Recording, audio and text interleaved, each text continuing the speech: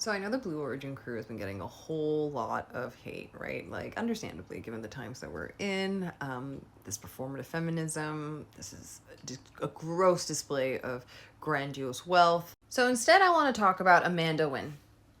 In case you don't know her and her backstory, enter Wikipedia. But the important thing to note is that Amanda had effectively put her astronautics career on hold, um, because she wanted to actually be an advocate for SA, which resulted in a bill that was passed through Congress. Okay. And I mean, for her to come back after all this time, like she literally said, hold my career, let me go handle some social justice stuff and advance something here, and then come back to it. Oh my God, like that, that is powerful.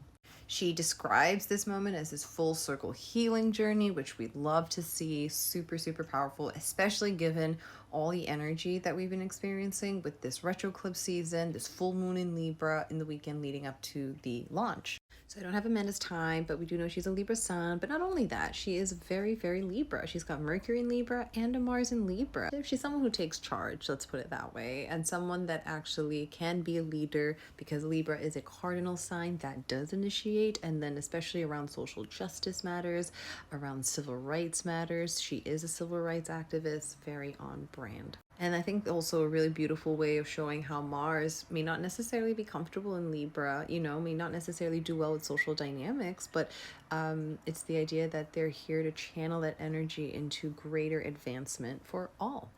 She is potentially also a Scorpio moon, which I'm willing to bet, considering that this Blue Origin launch happened during a Scorpio moon. What's also really worth noting is, she's got Pluto on her Saturn right now, which is, whew, if you got Pluto on your Saturn, which I have Pluto on my Saturn, and again, shout out 1991 babies. This is a pretty intense year.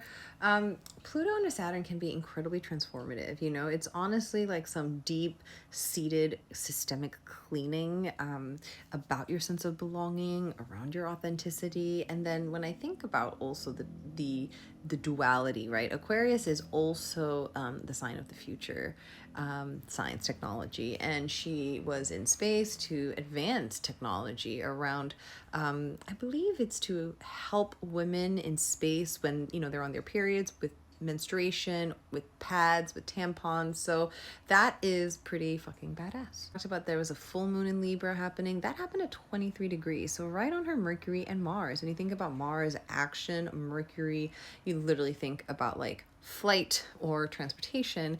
In Libra, women, she was literally with a crew of